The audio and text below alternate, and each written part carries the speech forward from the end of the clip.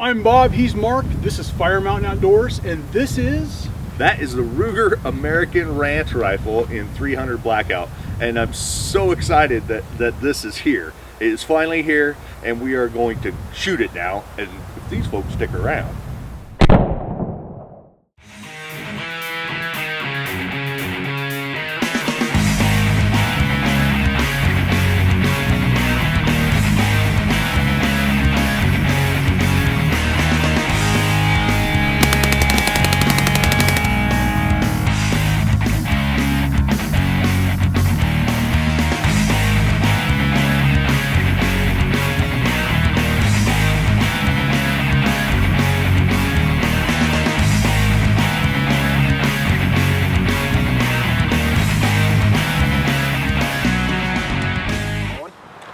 We're going to be testing a bunch of different ammo today. I'm going to finish zeroing it in with these hand loads that I've made.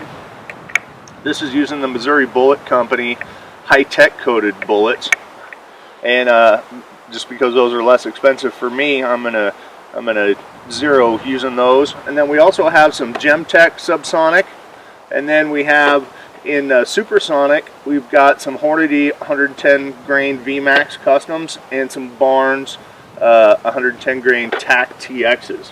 So just gonna shoot some different ammo through here so you guys can see what you can expect from grouping for this rifle. I've mounted a Leupold VXR 1 1/4 to 4 power fire dot scope on here because I think that a 1 1/4 power fits the range capabilities of this well. And we're shooting through a Thunder Beast 30P1 suppressor. Blah, blah, blah, blah, shoot. Okay.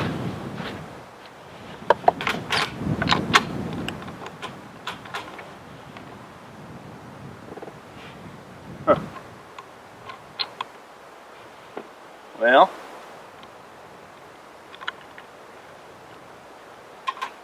looks like it doesn't want to feed. The magazine doesn't want to feed these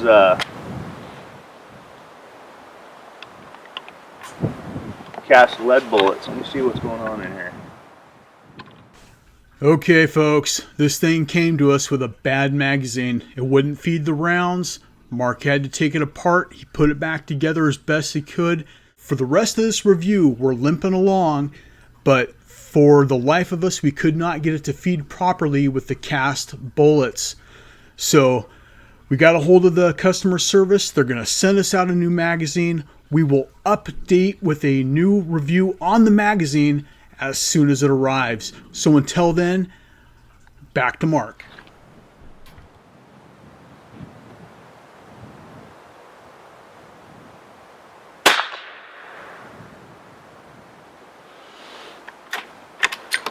I think that particular load might have went supersonic, Bob. It was a little bit louder than I was expecting. Let's see if a round chambered here. Well, it was a little bit quieter.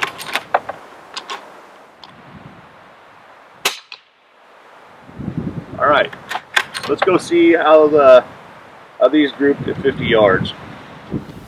Well, that's we got a 1-inch group at 50 yards here. Looks like I'm going to bring my windage or my elevation up just a little bit, Bob, and we will shoot some other ammo. So one thing I don't like, it's kind of a side note on this Leupold VXR, the click adjustments are 1 click equals 1 centimeter at 100 meters. Oh, come on, Leupold, for crying out loud. What happened to 1/4 inch or 1/2 inch? None of my targets are marked in centimeters. That's the stupidest thing ever. We're shooting some of this GemTech subsonic. These are 187 grain, supposed to be traveling at 1,050 feet per second. We're shooting at 50 yards. Really just kind of to verify zero again. We're going to move to 100 yards later. Moving to the left of the target that I shot before.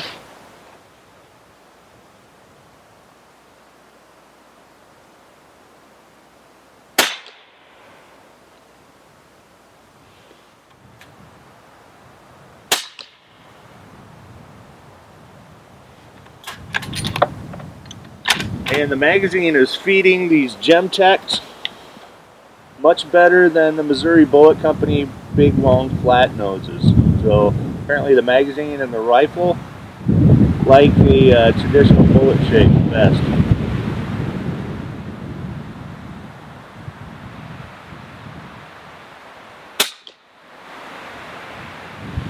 Alright, let's go see how they did. Here's our group from the GemTech subs. Once again, we got about a 1-inch group there. Pretty interesting how the point of impact is that much different between the two loads there. If anything, I would have expected the GemTechs to hit a little bit higher, just because the bullet design looks sleeker. But once again, this is just at 50 yards. And let's go try some of the supersonic hunting loads. I'm curious how they're going to group. Alright, now we're going to try some of this Hornady 300 Blackout 110 grain VMAX. This is advertised to be traveling at 2350 feet per second. It's going to be supersonic, so we're going to hear a crack. I've loaded 3 rounds in here. It feeds well. I'm going to shoot at the bottom left target. Once again, we're at 50 yards.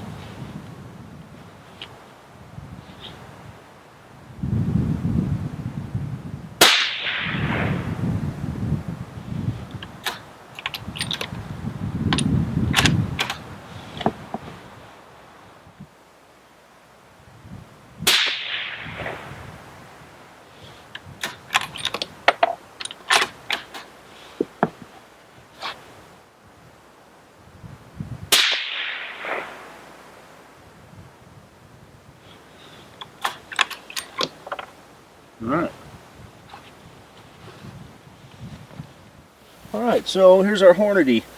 We got like an inch and a quarter group out of that, 3-shot group. Once again, notice the different point of impact with that ammo. It's a huge variation. Of course, we went from this is subs to this is supers, but that's something to be aware of. Even running subs and subs, large difference in point of impact versus point of aim. So we've got one more hunting round to try out, and you know, we haven't even broken the barrel. Now this is the most expensive of the store-bought ammo, and I have high hopes for this. This is the Barnes Vortex VOR-TX.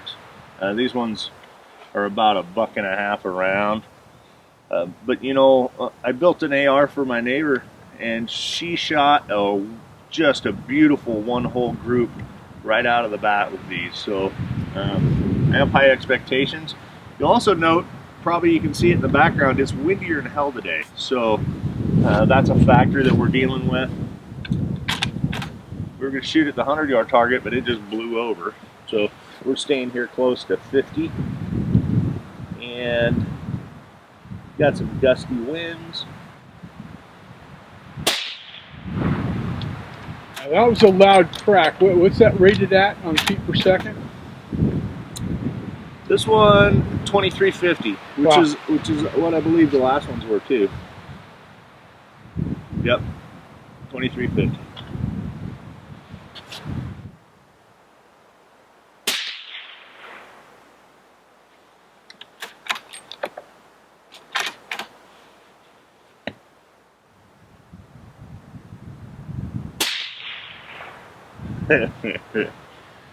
Well, Bob, I say you get what you pay for. Let's go look at that group. I can't wait to see it. Yeah. That is what I expected out of this rifle. That's a thing of beauty, and that's what I wanted. That's those Barnes bullets. That's beautiful. That's a beautiful group. That's a beautiful thing right there. It kind of bummed that it had to go with the expensive ammo to get that, but maybe I can buy those bullets separately. I don't know, but obviously this gun likes that load. That's a nice group. That's what it should do all day long, all the time. I like it. I'm excited about that.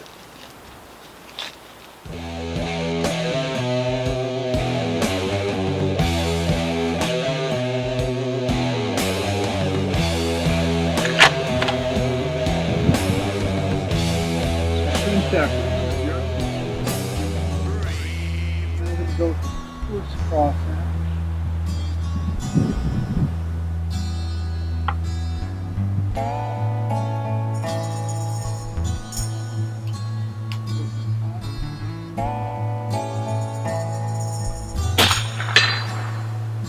Yeah, it hit just right at the bottom of it, I believe.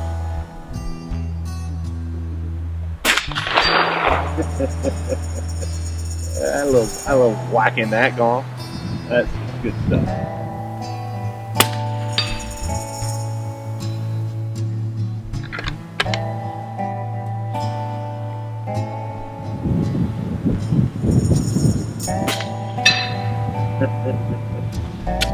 Dink!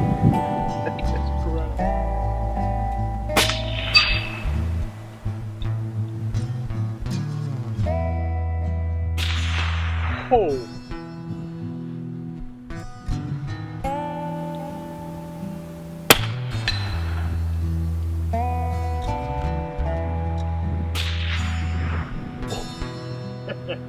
Stuck it.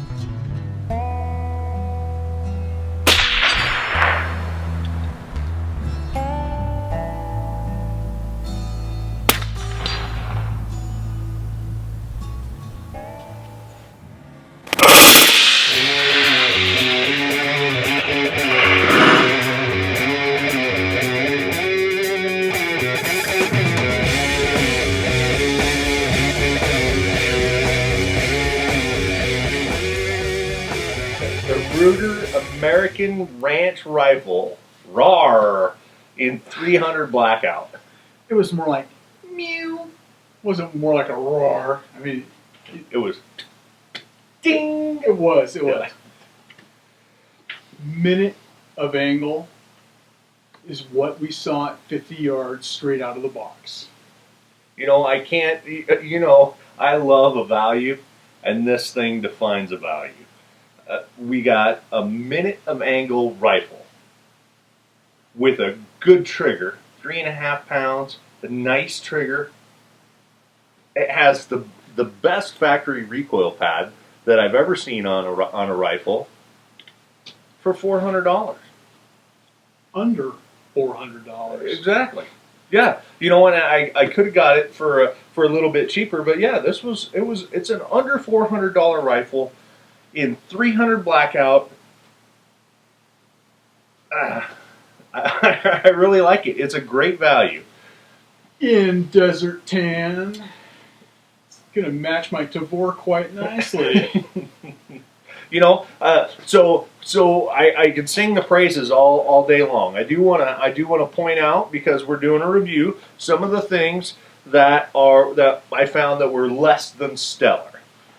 You know, this is a fine piece of machinery, and I think that Ruger keeps their costs down by minimizing the hands-on of craftsmen. They've got machines and robots that make this thing and make it very well. They've got that dialed in, and we saw that by the minute of angle accuracy out of the thing. Right. There are some things that the fit and finish of this synthetic stock. The edges up here are sharp where it reaches your hand. Right. Nobody's taken the time to dress those down. There's some flash marks around the edges where the plastic and the casting, and that wasn't smooth, and all around the penetrations. This actually smoothed up a lot since we shot it. There was, you hear it? Almost sounds a little bit like corduroy a little bit, but the bolt has smoothed up a lot. Considering how it felt on Sunday morning, and how it sounds now and feels now, it is a world of difference. Yep. Since we're talking about the negatives, it did come with a defective magazine. Yes, this is not the factory tape on there, folks. Yeah. So the magazine that I did get with this rifle, it was assembled incorrectly, and it had a tab that was inside where it was supposed to be, and the feed lips were too close, so it wouldn't work. And in the process of disassembling it to get that, the little plastic tabs, kind of like the tabs when you take a door panel off of a car, you know, almost like a one-time use thing. A couple of those tabs broke, and I was able to pull it apart just enough to get the tabs to align right and get the feed lips opened up good. and I was able to make it function. So when we were at the range, I did notice, and I was really disappointed that my Missouri Bullet Company 245 grains didn't feed, and so I was really bummed about that because those were my favorite pills. I was starting to think you were having a chamber issue by the way it wasn't feeding. That maybe the feed ramp was maybe needed polishing, or you had something going on there. And I couldn't let it lie because I had this magazine and it was already kind of broken, and I taped it together. So I did contact Ruger. So kudos to Ruger on this. I contacted Ruger when they opened on Monday and said, "Hey, I bought this rifle. I had to sit on hold for a while, but no questions asked. They just shipped me a new magazine, and I got a shipping confirmation. So a new magazine is on the way. So they're great customer support from them. But so what I did is, as I came back and I took apart the magazine, kind of studied the design, studied the feed ramps, tried to figure out what was going on with it, and I determined that I didn't think that the magazine had enough tension on it. So I put another wrap on the Rotary magazine, and we're still in safe.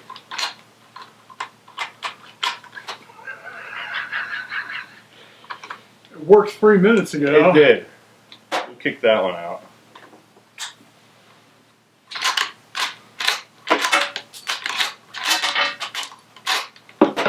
And that's something we couldn't replicate this last weekend. We couldn't get 2 to do it, let alone 3. So I think with the new magazine that I'm getting with Ruger, even these sledgehammers that I got in Missouri Bullet Company, 245 grains. I think with the new magazine, they're gonna feed well. The Hornady fed no problem. The Barnes fed no problem, and then we had the GemTech that fed no problem. Yep.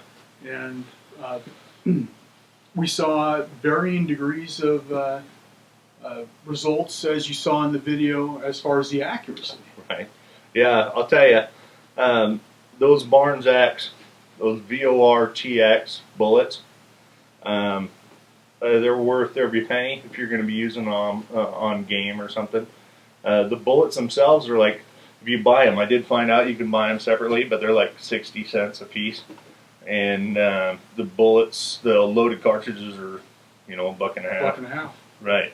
So you don't want to be shooting a lot of those at paper, but they're known to have good terminal performance and super accurate in 2 of the rifles that we tested them in. So what the folks didn't see on screen is right before Mark loaded up the magazine with the Barnes, he's like, I'm really hoping to see a one-hole group on this next string of shots, because the neighbor girl who was sighting in her 300 Blackout last summer with the same bullets, she shot a one-hole group. Right.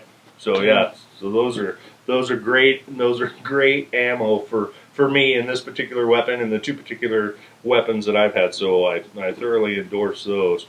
But this rifle, this is a win. Ruger customer support was right behind the little thing that they had with the magazine, and are sending it out. If there is a drawback, it is the magazine.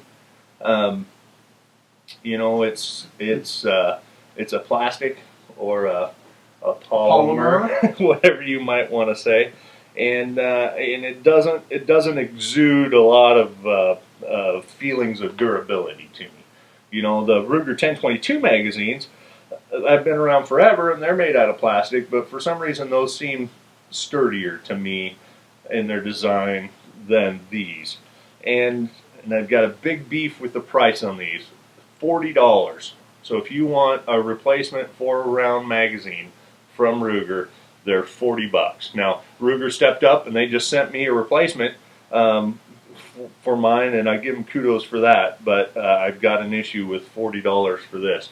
Listen, Ruger, if you sold these magazines for $25, I would buy 2 of them and you'd have $50. If you sold them for $30, I probably wouldn't buy them. If you sold them for $20, I'd probably buy 3 and you'd have 60 of my dollars. But if you're charging me $40, you ain't getting none of them. You ain't getting none of my dollars. I'm going to wait till an aftermarket company comes out. So I want Ruger to rethink their marketing strategy for the $40 American rifle magazines. It's ridiculous. I did the math on this. They cost $2.74 to make, and that's including overhead. So quit bending us over on the magazines. Rant off. So tell us how you really feel about them polymer magazines. But other than that, I've got a spare one that's got tape on it because it was broke in the beginning and I fixed it. And so, but you're not getting another $40 out of me. But I digress. Great firearm. Ruger's doing some great stuff. They're coming out with tons of great products, and I'm really excited about. They've came out with tons of great products.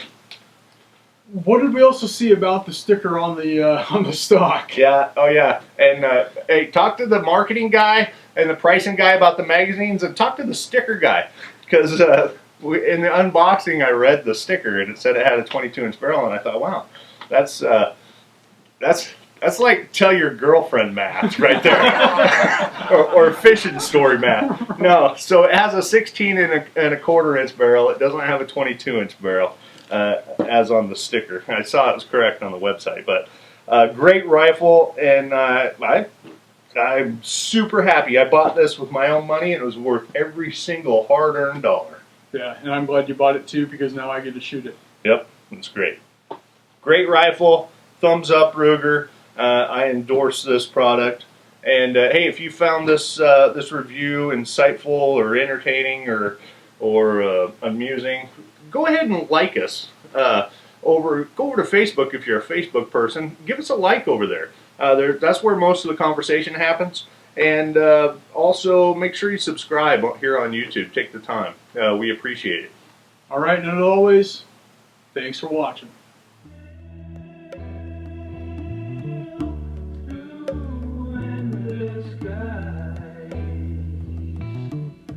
Stars shine like